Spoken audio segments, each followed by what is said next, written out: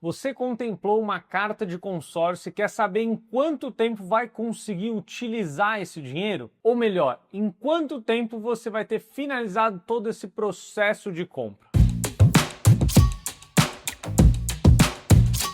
E para a gente conseguir destrinchar esse conteúdo, eu vou precisar separar esse vídeo em duas etapas. Primeiro falar dos automóveis e depois dos imóveis, que são processos totalmente diferentes. Começando pelos automóveis, que é um processo muito mais rápido, muito mais simples. Veja que quando você contempla uma carta de consórcio, a primeira coisa que é analisada normalmente é se você tem renda.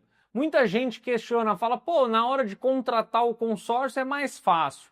Agora, na hora de usar que é o problema. E tem dois pontos de atenção aí. Cada vez mais as administradoras estão sendo mais chatas na contratação, vendo clientes que de fato não têm capacidade de pagar e já barrando esses clientes. Isso, na minha visão, é muito positivo. Não gera nenhum tipo de expectativa para o cliente e também já alinha que não vai fazer sentido lá na frente. Evita muita chateação em todo esse processo. Mas é importante que você pode contratar a cota hoje e sua questão financeira pode mudar bastante, tanto melhorar como piorar. Principalmente se a gente estiver falando de alguns anos até você contemplar essa carta. Por isso que no momento da contratação é necessário sim que você passe por uma análise. Algumas administradoras vão te pedir documentos de comprovação de renda, outras não. Vão fazer uma análise automática do seu CPF. Depois que o processo de comprovação de renda é feito, você tem duas respostas normalmente.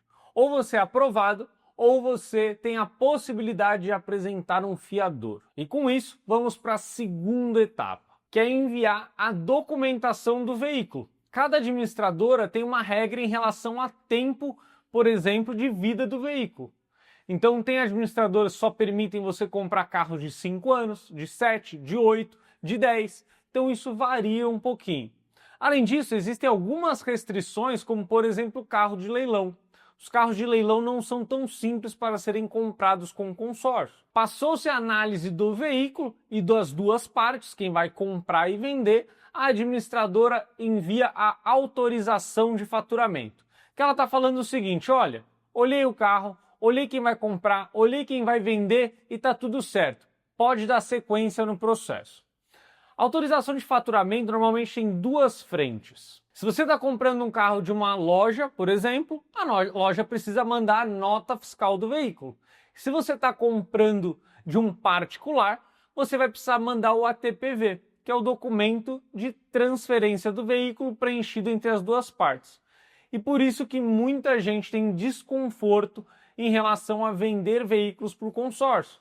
Porque primeiro você manda o ATPV e depois o pagamento é feito. Esse é um ponto de atenção que precisa ser alinhado com a outra parte que vai negociar com você. E aí depois de enviada a nota fiscal ou o ATPV, é encaminhado o contrato de alienação, onde está tudo em mãos, você só assina e na sequência o pagamento é liberado.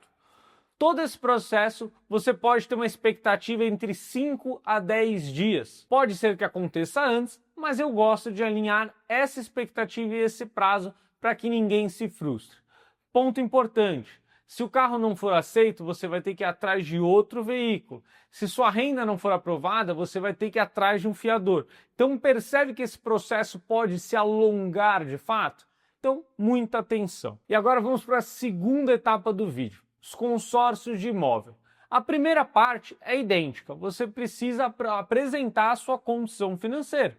Afinal, o grupo vai te emprestar uma grana para que você compre o seu imóvel e você precisa ter condições de honrar com as parcelas. Muita gente fala assim, mas eu consegui pagar até agora por 2 anos, por que eu não conseguiria pagar o resto das parcelas? A gente vive no Brasil e vocês sabem que muita gente dá golpe.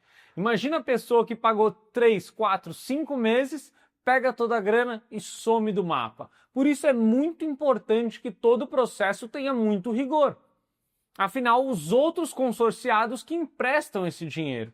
Eu vejo muita gente reclamando de um pouco de burocracia, e claro que eu não estou falando burocracia demais, mas esse controle, esse zelo que a administradora tem. Eu gosto de estar em grupos que têm um zelo. Se a administradora não tem responsabilidade com a liberação do dinheiro das pessoas, um alerta. Eu, pessoalmente, fico longe dessas administradoras. E agora que passou o processo de análise de renda, você vai também mandar toda a documentação referente ao comprador, ao vendedor e também com relação ao imóvel. Ponto de atenção. Aqui, a documentação é mais complexa do que você simplesmente informar a placa do carro, o Renavan, a cor e o modelo do carro. Para você mandar a documentação do imóvel, vai uma série de documentos, como por exemplo uma matrícula, certidões negativas, às vezes algum laudo do bombeiro. Então aqui a documentação de fato é mais pesada e é muito parecido com o processo de compra de um financiamento.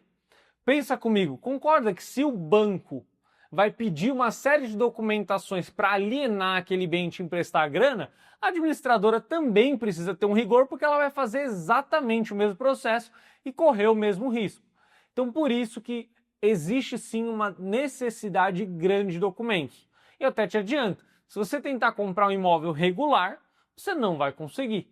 Tanto é que é comum, por exemplo, o pessoal quando anuncia o imóvel fala, olha, aqui aceita financiamento, ou aqui nem aceita financiamento.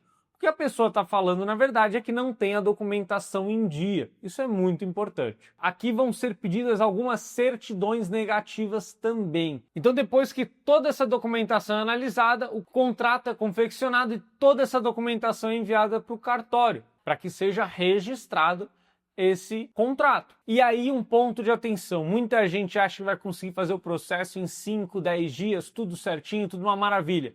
Mas pensa comigo, a gente vai depender de cartórios nessa etapa. Então cada cartório tem um prazo maior ou menor. Por isso que eu sempre gosto de falar, não tem muito milagre, vai levar mais ou menos o mesmo tempo de um financiamento. Volta do cartório, ambas as partes assinam e aí sim o pagamento é liberado. No caso dos imóveis, sempre considere de 60 a 90 dias, principalmente se for um processo liso. Simples, a compra de um imóvel quitado, por exemplo. Agora, se no meio do caminho você estiver comprando um imóvel que está financiado em outro banco e a administradora vai ter que pedir o boleto do outro banco, pagar esse boleto e transferir a dívida, que é o processo que a gente chama de interveniente quitante, pense que tem uma camada a mais de complexidade nesse processo. Então vai levar mais tempo.